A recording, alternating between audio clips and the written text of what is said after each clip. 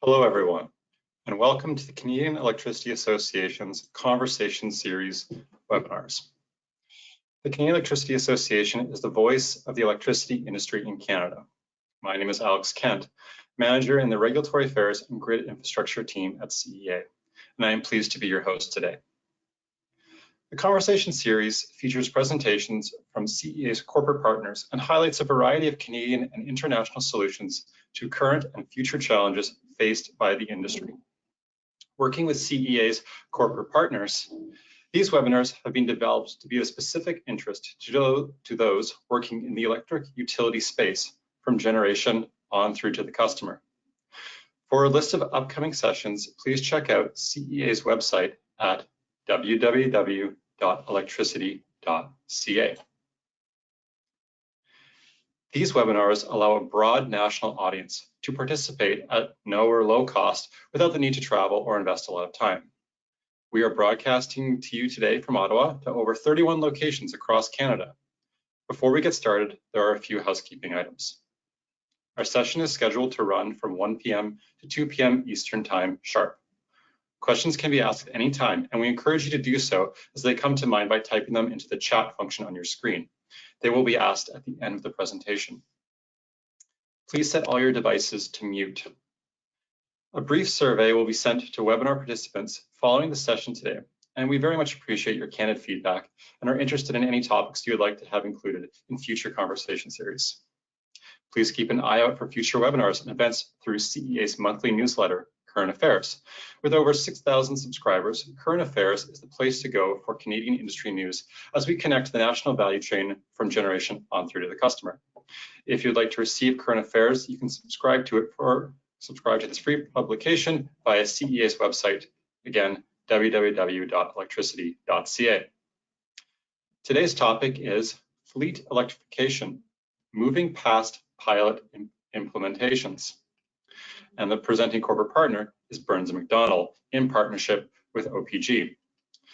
This webinar will help utility leadership understand the considerations an industrial customer must undertake when planning to transition their vehicle fleet to electric. Their assessments must focus on technology, engagement with the electrical utility, duty cycle analysis, green and backup power assessment, facility modifications, operational and maintenance changes, change management for personnel, cost estimation, capital budgeting, and phased implementation. For example, a transit agency looking to electrify their entire bus fleet, or a logistics company looking to electrify their entire short-haul trucking fleet, or a port looking to electrify all their cargo handling equipment on site. Today's presenters are Travis Bauslag, a manager of strategy and innovation at Burns & McDonnell, Keegan Tully, a senior manager at OPG Generation, and Kyle Pinn, director of EV infrastructure at Burns & McDonnell. Over to you, Keegan.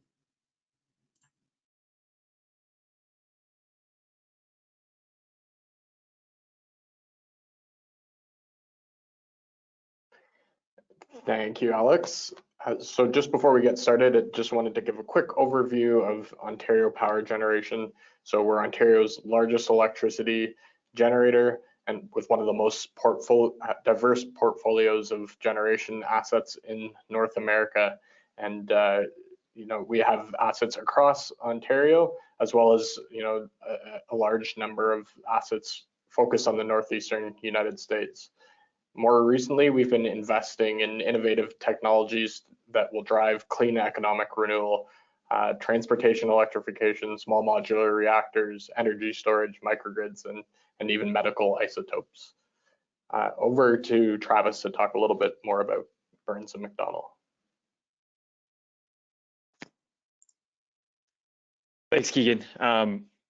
Just want to give a quick introduction to Burns & McDonnell. So we are an employee-owned organization headquartered in Kansas City, Missouri. We have more than 7,600 professionals spread across 55 offices globally. Most of our team and work we do is based in North and Central America, but we do have an extensive international resume. It's driven by customers that have asked us to expand our services to their overseas assets. I'd say as an organization, we're best known for our work in the power industry, serving clients across the entire energy supply chain. But we also have large practices that serve other key industries and markets, including aviation, oil, gas, chemicals, data centers, food and consumer products, manufacturing, and commercial facilities, to name a few.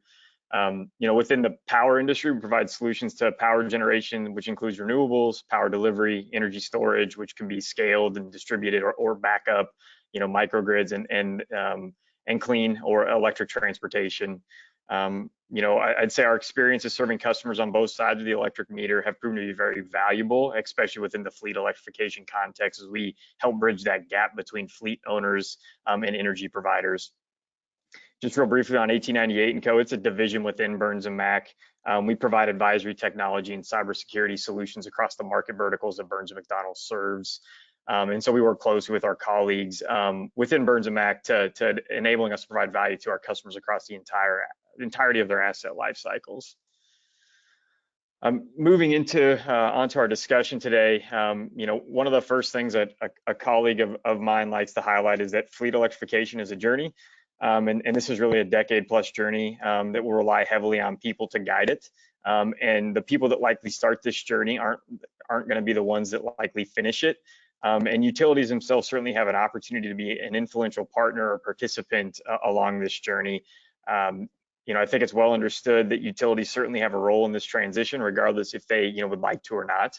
And that role can really be proactive or it can be reactive. The levers the utility can pull or choose to pull will certainly depend upon the regulatory environment you operate in, the type of utility you are, and really how proactive you want to be. Our discussion today is really going to dive into and highlight challenges or opportunities, depending on your perspective, associated with transitioning to and scaling an electric fleet. And so you'll hear some recommendations from Keegan and Kyle as a means to improve that customer experience.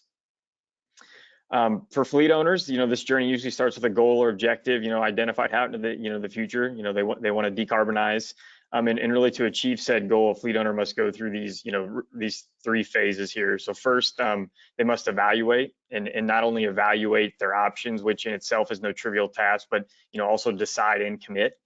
Enough of those real and perceived barriers must be moved out of the way in order for them to get comfortable enough with taking that first step.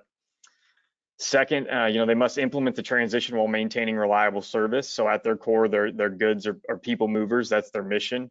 And their ability to do that is threatened by some of the operational complexities or limitations introduced by electric vehicles today. And then third, they must operate the electrified assets and infrastructure successfully to realize that goal. And getting to this point is not trivial. And you have to get through those first two stage gates. And a lot of times just taking that first step toward a scaled electrified future is huge and sometimes requires some constant or consistent nudging. To provide some perspective for the discussion, we thought it'd be good to present the results from a recent publicly available case study. And this case study is based on a public transit agency that has over 350 vehicles in service across a couple of depots. And they operate a mixed fleet today with both CNG and battery electric buses. And at a high level, this transit operator wanted to evaluate the techno-economic feasibility of transitioning a fleet to 100% zero emissions. And they really wanted to know what a phased deployment looked like from a capital, infrastructure, and operational perspective. And like many of these projects, we have found that they're also interested in evaluating on or off-site green power options or alternatives to fuel that electrified fleet. And so I'll just cover some high points here. This transit operator had both single and double deck buses. So, considering and evaluating multiple OEMs is important, as they'd like to have a diversity of suppliers, especially considering some of the wide range of operational performance from these early generation vehicles. From a charging perspective, we recommended 325 kilowatt overhead chargers with dual port pantographs for charging the buses within the depot. This arrangement proved to be the lowest cost option that can meet the needs of the fleet.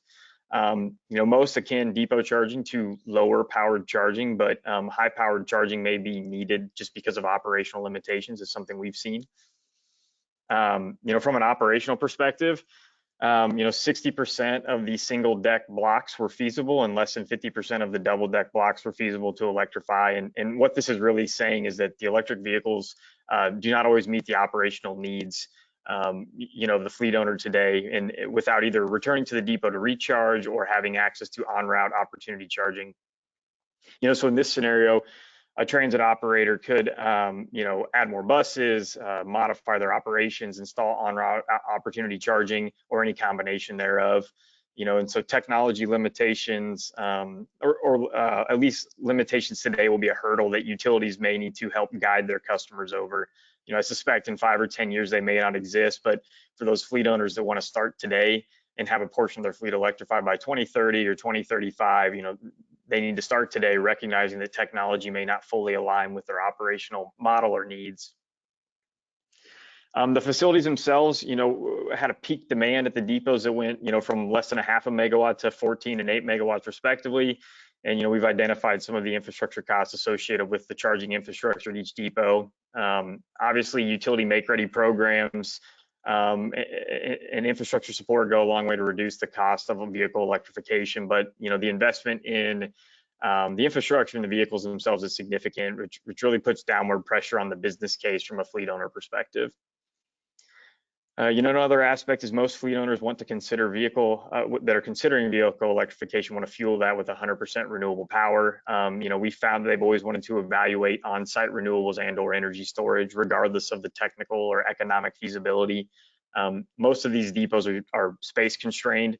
In this particular example, they could supply 5% of their needs with on-site solar, but the rest would need to come from utility or off-site contracts, from a third party. And in this particular analysis, storage was not deemed financially feasible, but projected to be so in the future. And then the last thing I'd like to highlight, just the infrastructure costs for this transition were pretty significant. So 120 million over a 10-year period, with escalation. Biggest drivers are obviously the infrastructure costs themselves, and then more importantly, just the incremental cost for the zero emission buses. Our analysis, our base case didn't necessarily consider stepwise reductions in cost for the vehicles, but in various sensitivity analysis, we evaluated alternate scenarios that included, costs in the vehicles, incentives, rebates, which help decrease that gap. Some of the softer qualitative benefits are harder to quantify or represent monetarily, and in this particular instance, they were not considered. And really, what I would like people to take away from this is, this is a specific example, but the key takeaway is that the business case isn't always a slam dunk today, and that electric isn't the only option out there. So, means that make electric vehicles and the associated infrastructure more economical and easier to implement are very important things to consider. From a fleet owner operator perspective, they're introducing, a new vehicle technology that is disrupting their entire value chain, which creates uncertainty. And I think that's what makes scaling an electric fleet so challenging, because you're impacting more than just the vehicle itself. And really just using the supply chain as an example, you have a new vehicle technology that's still, an early generation technology that doesn't always meet customer needs today, and it may not in the future. If a fleet owner can't navigate that uncertainty today, it's going to really be challenging for them to get comfortable with all the hardware, infrastructure, software, and new fuel provider to move forward.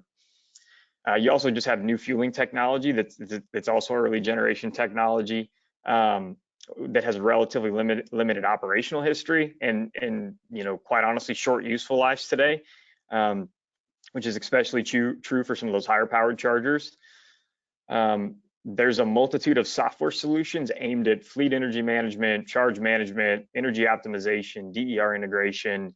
And each of these providers continues to expand or enhance their offering, which in some instances creates some complexity for the fleet owners. They look to understand that solution landscape.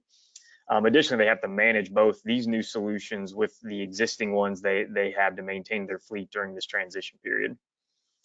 They have a new fuel provider, the electric utility, that has a much different pricing structure than what they know today, that creates some uncertainty in an area where they traditionally had a lot of certainty.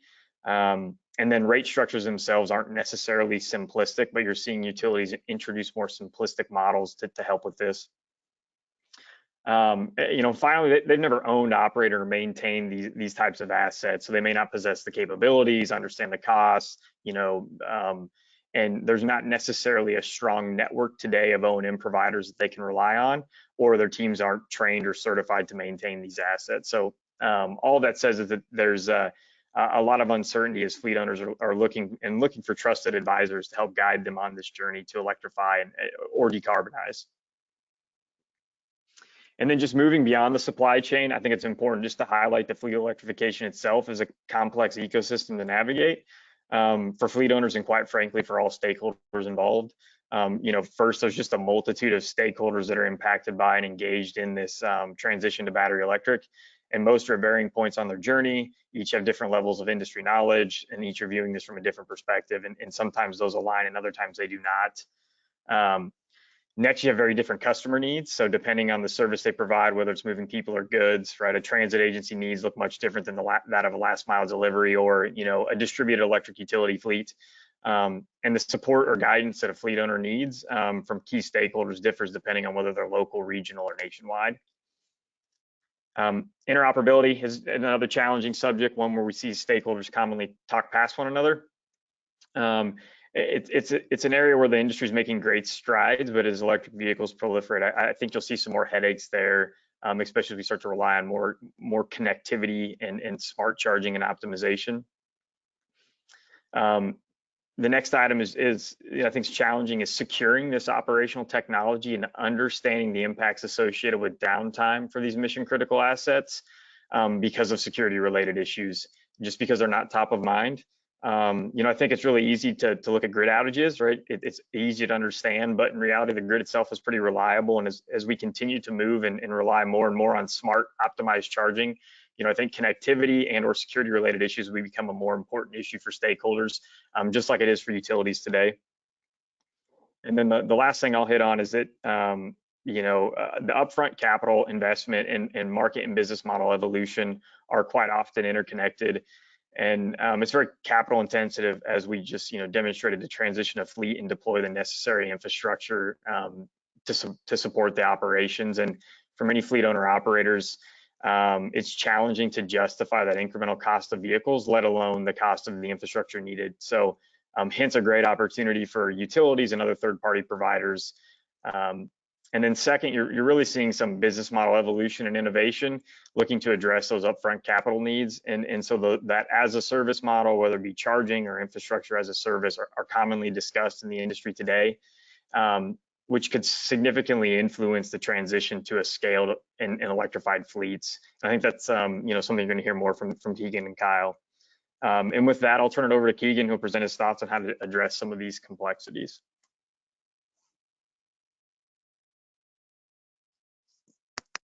Thanks, Travis. And really, it's a good segue. I think a lot of the issues and gaps that Travis has identified, we've really noticed as well, and we've made an effort to try and step in and fill some of those gaps.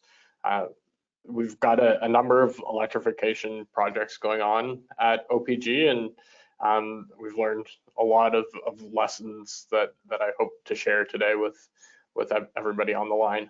So one of our major projects is the IV charging network. That's a joint venture with Hydro One, where we're building out Ontario's largest electric vehicle fast charging network. So it's 160 DC fast chargers spread across around 70 locations within the province of Ontario. So connecting to, a multitude of utilities across the province, and have learned quite a bit about electrification via that. Another major initiative for us is a ferry electrification project, or two. We're electrifying the Wolfe Island and Amherst Island ferries in Eastern Ontario. So maybe not what you would think of as a typical fleet electrification project, but from our perspective, it looks quite similar. We're really looking at the scope from grid connection, battery storage, right up to the vehicle charger, which in this case is a ferry, and in other cases it's a little bit different. And finally, another major initiative for us is working with TTC to electrify their bus fleet. That's the Toronto Transit Commission. So that's one of the largest bus fleets in North America, and TTCs seeking to electrify their full fleet by 2040. And again, OPG looking at the charging infrastructure, similar scope of work here.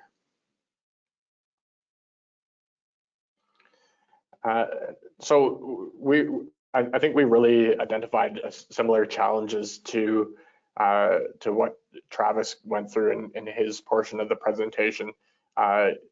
Bus electrification or fleet electrification requires costly and complex high-power charging infrastructure, and transit agencies and other fleets are used to buying diesel and are usually small commercial customers, and this is all brand new to them. So what OPG is offering is really turnkey electrification for transit facilities, from design, feasibility of electrification right through to construction, operation, and maintenance of the facility, and we'll also invest. We really think this is a good model for working with fleets and transit, because it really allows them to focus on their core operation, integrating this new technology of vehicle into their fleet, while allowing us to focus on what we know best, the electrical infrastructure, and really delivering that, cost effectively and reliably and safely as utilities are, used to doing. So when we start working with a potential customer, we look at capital structure and how this is going to be funded. As Travis alluded to, it's an expensive undertaking. So we're willing to coordinate funding. There's quite a bit of funding available in Canada right now for electrification. We'll also finance or co-invest in infrastructure directly. We'll also do project development work, feasibility studies. A lot of transit and other fleets don't even know where to start.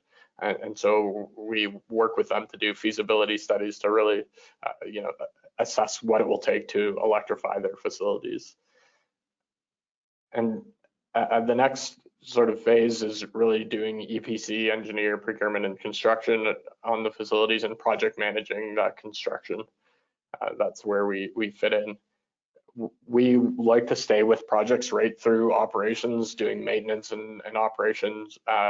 We recognize as a utility ourselves that transit agencies are looking for extremely reliable service, and so we're willing to provide uptime guarantees. And finally, we know electricity, and this is a new fuel that transit agencies aren't really used to working with, and so we're willing to help manage electricity costs, whether it's the commodity or other aspects. Next slide. So the typical project structure that we look at is, has a role for many different parties. The local utility is a key aspect of the project. Often you're taking what is a small commercial load, less than 500 kilowatt peak demand, and increasing that load up over 10 megawatts. And so there's a major role for the local utility to upgrade their system, upgrade their feeders, supplying that customer. Where OPG tends to fit in is right from the customer-owned substation down to the EV charger, and we often we believe that there's often going to be a need for battery storage, backup generation, and as Travis alluded to as well, many transit agencies are interested in solar PV. And then that leaves the fleet operator to really focus on their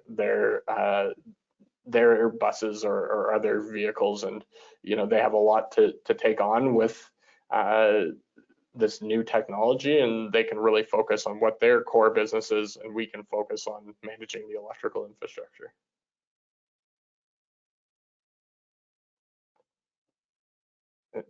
I think one thing for there's probably mostly utilities on the call is that this is a tremendous opportunity for all of us.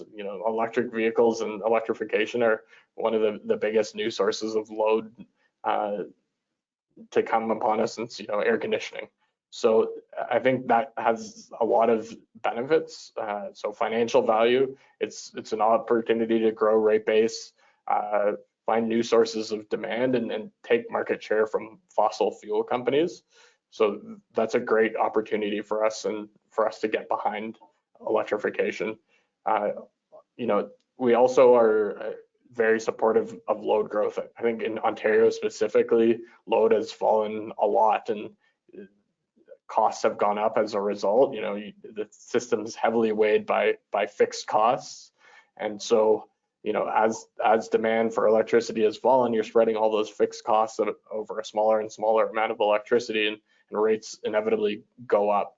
And so we think electrification is a great way to increase demand for our product while benefiting our customers by spreading out those fixed costs in the system.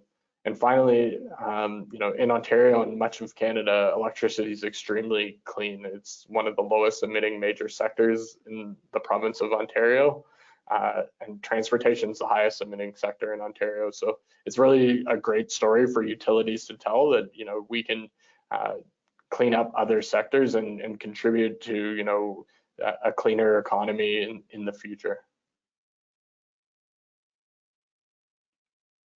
Through working as a utility ourselves and working with local utilities on our electrification projects, I think there's a lot of ways that utilities can help with electrification. We've seen some interesting work by utilities on special EV rate structures. They're quite different from other loads, and they tend to be very peaky and not solid base load. So there really is an opportunity to work with regulators to develop new rate structures that benefit EV charging.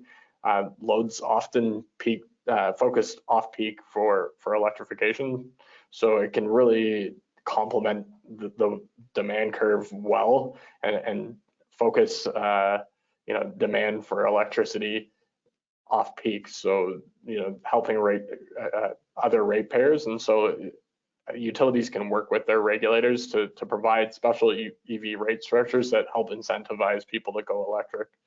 And finally, another thought that I had for utilities is around being flexible. Excuse me.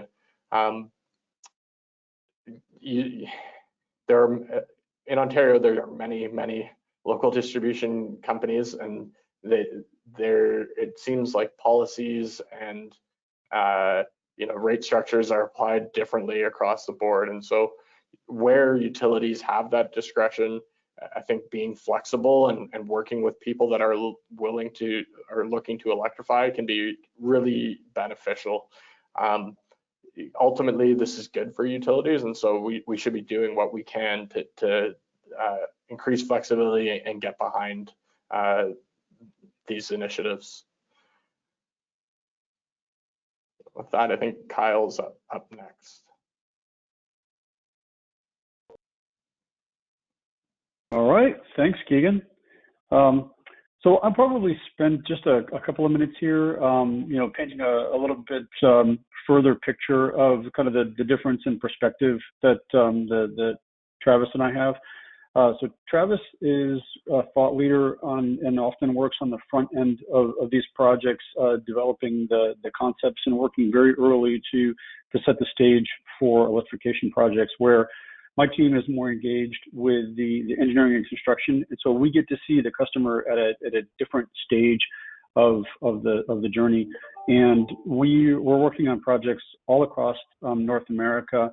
And that's actually encouraging to me, because you would think that a lot of projects would be based in areas where there's heavy policy drivers like California, but actually we're finding that electrification is happening all across the continent. And we work very closely with our offices in Toronto and Calgary as they engineer and construct projects to help clients decarbonize and electrify their fleets. And I think that what I'm going to talk about here on this slide is a roadmap that we've developed to help our customers in this journey, because it's a very new way of thinking for them. And so helping them understand. And I think what I really want to point out here that's important for, I imagine, a lot of the audience is the key in the lower left side of the slide, indicating where we believe utilities can influence decisions along this path, and where you can interact with the customer. And so starting off at the beginning is just a preliminary business case. It's using the data that you have and trying to understand, what the economics look like, and setting a baseline. And I think that then gets refined through the rest of the process. Next is an operational assessment, really looking at what the needs are of the fleet. In the case of a transit organization, understanding how many vehicles they have, what routes they need to service, and getting all of that mapped. Then we would do a technology evaluation, and a lot of that is quite frankly because many of the products in the market are still very nascent. And it's important to understand what products are commercially viable and what products are going to meet the needs of the customer. And then I'll talk a little bit later about planning for the future as those technologies continue to develop. The next piece is the energy requirements, and that's really doing a solid mapping of the energy model to understand what is going to be required. And there's so many variables in that. It's easy to take the kind of the color glossy data from the vehicle OEMs and say, I'm going to, this big vehicle is going to consume, 2.5 kilowatt hours per mile or something to that effect. And, you realize that oftentimes that data doesn't line up very well with the real world application when you've got varying, topologies. You've got weather conditions that can be dramatically different, and that's especially impactful in Canada, where you've got a lot of cold weather environments, and preconditioning is required for a lot of vehicles. If not, you use a lot of battery capacity just getting them to a state where it's comfortable for the occupants. Charging needs, really understanding like when are they available to charge, how will they charge, where will they charge. Then looking at the facility upgrades, that's a really important piece because maintenance facilities and operational facilities have been built around many decades of internal combustion engines, and how to maintain those vehicles and store those vehicles, and transitioning that to an electric fleet has to be well thought out. And it's great if your customer has the ability to build new structures. Oftentimes they're retrofitting very, very old facilities to manage these vehicles. Looking at on-site and backup power, that's important from the standpoint, Travis talked about this as well, is that many of these agencies and fleet operators have needs that go well beyond just what their normal operations are, and they rely very heavily on having those vehicles in service, both for normal operations and sometimes for emergency operations. And so it's critically important for them to have a plan in the event that there's a grid outage. How do they maintain their service levels during that event? Utility interconnection is very important, and it I'm going to talk about this a little bit further in the presentation, but there are a lot of things that are underestimated in that process by the fleet owners. Then we take all that information, we reconcile the business case, and lastly, we develop a phasing plan, because most of the time, a fleet isn't going out and transitioning everything all at once. They're doing this, in pieces over a long period of time. So making sure that they've got a cash flow plan and a spatial plan for their facilities to understand how they're going to roll out this infrastructure in a sensible way and maintain operations the whole time that they're constructing. Travis, if you want to go to the next slide. Perfect. I think during the evaluation phase, here are some of the things I think as utilities you can really help with. Share information. I think it's critically important to communicate early and often. I understand that sometimes the information can be sensitive to certain customers, work with them and find out what can be shared. And oftentimes, as a utility, you have some leverage to say, if we're providing power, then we're going to own that data. And I think that there's some leverage that you have there, and then be able to share that with other customers, because that really propels the market when there's data out there to show what can be done. Explain tariff options and limitations. I think rate structures and reimbursement, quite frankly, they can be confusing enough if you work in the utility industry, but then if you're a fleet manager and you have all kinds of concerns, and one of them typically has not been fuel, because you have somebody in procurement that negotiates a year-long contract where your fuel costs are X amount per gallon, and exactly what that's going to be, and it's essentially a fixed cost.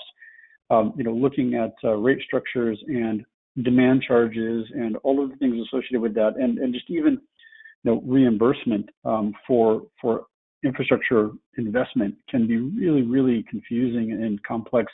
And I think it takes a lot of patience to work through that and explain not only how that works, but then how the fleet owners can manage their operations to take advantage of some of those, and how that can end up actually being a very symbiotic relationship. It can help the fleet owner, but can also help the utility. And explaining all of that in very patient ways can be critically important. Grid impacts and costs. I think that the 2-meter costs are oftentimes very, very underestimated, and oftentimes fleet owners don't understand that there's, when they, for instance, they've done a pilot and they had 5 or 10 vehicles and no distribution upgrades were required. Now they're talking about expanding to 100 vehicles or 150 or 200 or more. And now, they need distribution upgrades, and those costs have to be accounted for someplace, and understanding how that works. And transit is an interesting case study from the standpoint that their load is very well known. What the routes are, what the energy consumption is going to be, and once you have their vehicle procurement schedule, you can model that very carefully. There are many fleet owners who their utilization is variable, and so as a utility, getting a handle on what your actual load is going to be is sometimes a little bit tricky. And what that does is it causes most utilities to say, look, you need to front the cost for these distribution modifications, and then we'll reimburse you, over time as you show the utilization. And that's a very, very different concept for the fleet operator. So again, careful, communication and explanation is incredibly important. Drive policy, rate filings, look to make ready programs, make it easier for future programs, as much as possible. I think that the policy can be as big of a blockade to this as anything else. Next slide.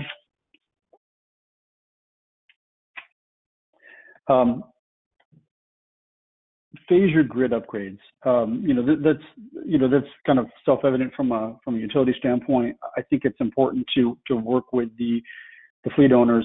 I think there's sometimes it can be predicted. You can go talk to your transit agencies in your territory and then get a good understanding of where they currently store their vehicles. Same with a lot of fleet operators. You kind of know where they currently fuel. But then I think it's important to work with them also to understand what could be done moving forward, because how they fuel now may not be how they fuel tomorrow. And it's going to be important to know where to put your resources based on where they're planning on fueling their vehicles. Guide charging infrastructure, conversations regarding technology. I think that, these can have a large impact on the control of the load. And also there's a lot of confusion with fleet operators as to, what equipment should I be using? What EVSE should I be using? What software package should I be, using to control this load? And I will point to Southern California Edison. They have a fairly robust vetting system for different charger manufacturers, and they essentially have an approved list. And if you're going to participate in one of their programs, you need to purchase, chargers from that approved list. And I think that offers that peace of mind to the customer that these pieces of equipment have already been vetted by the utility and are going to work in the system well. And then participate in construction. I think it's important to have some voice in that. And I think one really good example of that is King County Metro, large transit agency in Seattle. Seattle City Light is their utility provider, and they've taken one of their senior engineers and embedded them in a key project so that they can be influencing some design decisions and construction decisions along the way. And I think that's an incredibly useful tool, is just to have that communication and to be able to shape some of those things and look at flexibility for the future. Understanding that technologies are changing fast and that the solutions that we have today are many times, they were solutions to problems from yesterday, and so we're still in the process of developing tomorrow's technologies, and that's going to change the way that we implement that infrastructure. Go ahead to the next slide, and this will kind of wrap us up here. I think it's also important to be able to monitor and report on electricity consumption. I think that as these fleet owners begin this journey, they maybe they get a handle on what the new fueling paradigm is going to look like for them, but being able to kind of periodically give them updates on how they're doing is important. A lot of utilities in the U.S. either have or are in the process of evaluating demand charge holidays, allowing the fleet owners to kind of get their feet under them with electrification before implementing demand charges. And I think that can be a very important part of pulling away some of those barricades to electrification. Look at infrastructure as a service. I think that there are many unregulated utilities in the United States that are either implementing programs to offer electrification as a service or at least considering it. And I think that where the regulatory bodies allow, I think it's something that should be considered, because there are a lot of fleet owners who they want to be able to create the fueling as a fixed cost, and it's important for their operations to be able to do that. And they might even be willing to pay a little bit more. It's the whole lease versus buy conversation. Do they want to become experts in electrification and spend a lot of capital up front, or do they want to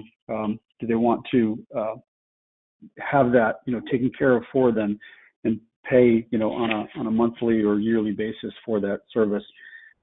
Develop demand response programs, control when charging is going to happen, understand their resiliency needs, looking at oftentimes multiple circuits will take care of an issue, but then sometimes it's on-site storage, and sometimes it requires generation on site to be able to provide their needs. A good example of that is Foothill Transit in the Los Angeles market. We were starting a project with them, and it was actually a surprise to my team to find out that they had an agreement with FEMA, the Federal Emergency Response Association, to be able to provide buses during a natural disaster. And so they needed to be able to provide buses to transport citizens from one city to another in the event of, say, an earthquake. And that becomes very complicated with an electrified fleet. So understanding resiliency and what the actual service needs are for those fleet customers is important. And then I think as much as possible, providing clean energy as a fuel, looking to decarbonize your fuel sources. And I know many of you are already well on that journey. And so that's the end of my slides. And with that, I'm going to turn it back over to Alex.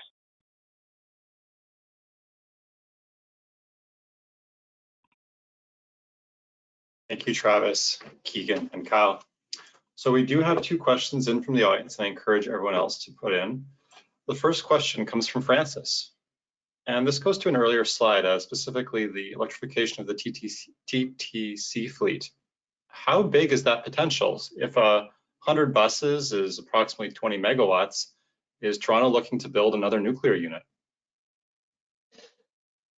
Yeah, so I think it's huge potential, maybe not quite as big as you're thinking. So TTC has 8 garages. If you put it, at 10 megawatts per garage, that's another 80 megawatts, which is quite substantial.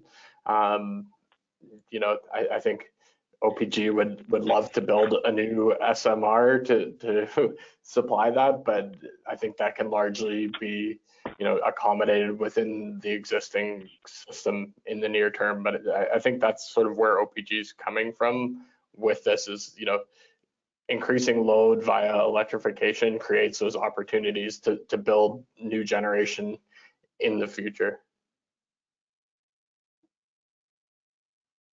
Thank you. Next question is from David. If a utility is interested in exploring this this topic more, who do they talk to? OPG or Burns McDonnell?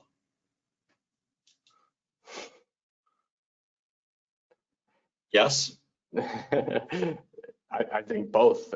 We both obviously have expertise. OPG would work with people like Burns and McDonnell to deploy an electrification project, but we are certainly happy to work with other utilities on it. Okay. And I'll kind of add into that a little bit. I think that Keegan's exactly right, and I think the reason for that is that and Keegan, correct me if I say something wrong here. It's not like we're in the same room. You can't reach out and smack me, but virtually smack me.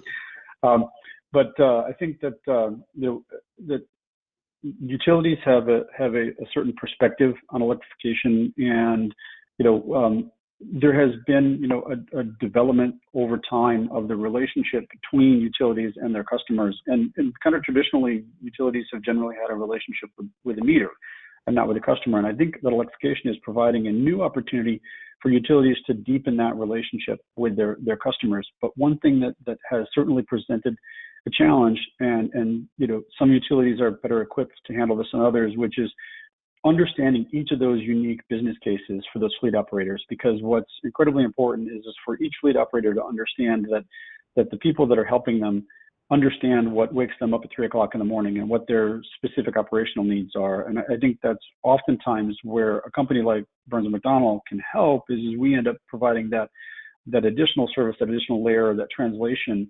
from the commercial customers that we work with to the utility customers that we work with, and being able to translate from that transit language to the utility language, or from that fleet operator language to the utility language. And so oftentimes we end up being that person in between that helps facilitate that communication.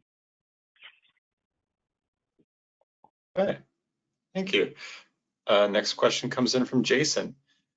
Is OPG considering offering their fleet program to other fleet organizations other than transit operators?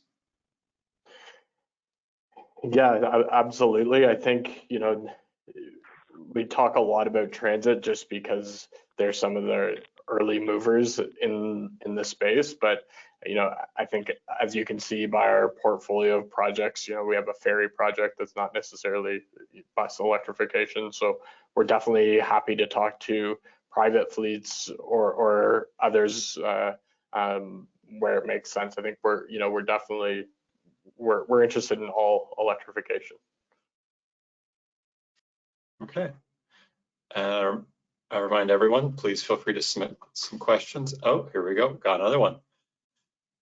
What unique challenges does the Canadian environment, hot summers, cold winters, ice, present when electrifying a fleet? I believe you touched on this just a little bit, talking about interior heating the cap, major battery drain. But please, over to you. Yeah, no problem. I think that what we've definitely noticed is that a lot of the early pilot programs, especially in transit, were in warm weather environments, and the batteries definitely perform better in warm environments. We found out that like air conditioning, for instance, has a lower draw than heating, and so there's actually multiple of the bus manufacturers that provide kind of auxiliary heater units that can be installed in the buses. And this seems a little bit counterintuitive, but they're actually like diesel auxiliary units where a very, very small amount of diesel can be used to heat, and that conserves a vast amount of the battery for the drivetrain. But organizations like New York City Transit, for instance, have large indoor facilities where they bring the buses up to 50 or 55 degrees, so that they're virtually comfortable at the very beginning, so they're not consuming a lot of battery energy to bring the cabin up to temperature. And so I think that there's a lot of strategies that can be used to mitigate that, but for sure, cold weather environments cause the batteries to work harder, no doubt. I would just add it, I think there's almost advantages. So, in Canada in the winter, a diesel bus needs to sit and idle to get to the temperature, as Kyle was referring to, and that doesn't make neighbors too happy. But an electric bus that's plugged in, can precondition the cabin quietly and be there, and that's another sort of benefit to the technology. But I think utilities can play a role. Transit agencies are an essential service, and they need to plan for the worst. And so that worst day when you're operating in Canada in a blizzard and your range is much lower, you need to be planning for that type of scenario. I just jump in. One last item is that in Europe, there's been this similar consideration, and so I think you've seen them, transit operators, maybe other types of fleets, deploy the auxiliary heaters, so they're not, as Kyle alluded to, consuming, the battery for their auxiliary needs. And it's been somewhat successful, right? You're only using it for a handful of days throughout the year. I kind of akin it to when you're considering backup power options on site for this, the mission critical assets, and they only want to consider, either on-site green, generation, so solar, or energy storage, when in reality, in these early stages, maybe a natural gas genset is the most economical solution to get them over that concern of not having the ability to recharge their fleet in the event of a grid outage. So, because nothing is more economical than those types of solutions, right? Today. So. Oh, okay. I've got a question from Asan, and I'm gonna actually take it and go a little bit further. So his question is, you made a reference to the problem of yesterday's technology versus solutions of tomorrow. So looking ahead, what do you see as promising developments in increasing equivalency of EVs with what people are used to with ICE vehicles? So I think I can push this question just a little bit further over to the Burns McDonnell folk. How do you help clients time their investment? Every year or every month, we get a new EV investment, a new storage announcement. Like, we're getting told that the bottom is constantly falling out of the price of solar. Like, it always seems like if I just wait one more month, it'll always be better. So how do you help your clients time their investments? Yes, sir. I can start that one. I mean, obviously, what it comes down to is there's a lot of the techno-economic analysis and feasibility of whatever solution we're considering and guiding them on. There's always going to be those early generation hiccups and hurdles that you have to overcome. And so, obviously, as someone that's advising customers on big capital deployments, supporting infrastructure build-outs, right? We're evaluating the risks associated with those, and the potential benefits, and how kind of mapping that out and storyboarding that out for them, so that when they transition or pilot it, and then move into like a scaled deployment, we've kind of considered all of those things, so that we've mitigated the risk of a stranded asset or an asset with some hurdles. And I mean, and part of that in this space is you're going to run into those, and I think it's being comfortable, knowing that you're going to have hiccups, and so building in pivot points or off ramps for when they realize that this maybe wasn't the best decision, or we could do it a little bit differently today, that they have the ability to be nimble and pivot. If I might, the only thing I would add. Go ahead, Keegan. You go, Kyle. I was going to say, the only thing I would add to that is from a very practical standpoint, in our construction, when we're looking at future proofing, a couple of things that come to mind here are, when we're doing underground construction, the vast majority of the cost is actually in opening that trench. So once those trenches are open, installing additional conduit is such a small incremental cost to the overall project that you should never miss an opportunity to drop more conduit in a trench when you can plan it out and say, like, look, I know that there's going to be future infrastructure here, but I just honestly don't know, exactly what it's going to look like. The same thing applies in some of our like really densely urban settings where it's overhead. We can build rack structures that allow for future expansion and kind of building it while you're there rather than having to go back and think about it afterwards. And that really can impact the financial models that Travis was talking about. I was just going to say as well, if you think about a fleet, it's probably got assets of different ages, and so there's almost a natural step change, because you're not going to just get rid of assets that have useful life yet, and so that can slow you down. It's not like you're replacing every asset at the same time. Good point. We have time for one last question. We are 5 to the hour, so this one comes from Dane. What can emergency vehicles with variable loads at variable times, such as fire trucks and ambulances, learn from fleet electrification in your work?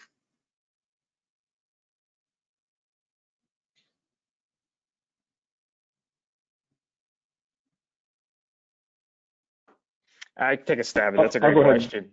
Go ahead, for it, Kyle. Travis, please, yeah. No, Kyle, go ahead. Yeah, I was going to say that I think the biggest thing is emergency vehicles. I think it's an interesting use case, and I think that we're going to see some more of it. I think there's been some reluctance to head down the path of emergency vehicles just because the perceived reliability of the vehicles maybe wasn't there. But I think that's changing, and I think that when you really look at emergency vehicles, they're often their routes are very short for self-evident reasons. You want quick response times. So they're actually a very, very good use case for EVs. And I think one of the things that we also found out is we ran a project for the U.S. Department of Defense looking at forward operating bases and trying to create a situation where they were more, diesel fuel autonomous or energy self-sufficient, in those forward operating bases for some obvious reasons that, like moving, diesel, during wartime is a really hard thing to do. And I think that what that really pointed out is there's quite a bit of benefits to being able to generate electricity and use electricity, in those, emergency situations. And I think that there's quite a bit that can be applied to fire trucks, ambulances, first responder vehicles. The one comment I'd add to that is just that, right, I mean, just like anything, you need to evaluate the risks associated with it. So, having I'll say a non-diverse fleet, right, may not be in the best interest, at least during the transition period. So there may be other fueling technologies. I mean, hydrogen comes to mind that may eventually prove to be a better application for these types of situations. But as Kyle alluded to, right, there's a lot of telematics data out there that can really show you and paint the picture of, how does my vehicle actually operate, how many miles a day, and when do I need it, and some of those uptime requirements you have, I would imagine will influence the type and the speed and power of the charging that you need in the event that you're concerned about being able to dispatch, come back, charge, and then dispatch again. So Great response. Thank you. So that brings us to close. I'd like to thank again Travis, Keegan, Kyle, and each of you in the audience for joining us today. Check out the CEA website. Again, that's www.electricity.ca for upcoming webinars in the conversation series. And if you haven't registered yet, you can do so at our website. 2 upcoming webinars are on November 17th, Fleet Management for Intelligent Electronic Devices, presented by Eaton, and on November 19th, Cloud Security, a new breed of tools and skill set, presented by Longview Systems. This concludes today's conversation series webinar. We'll talk to you next time. Bye for now.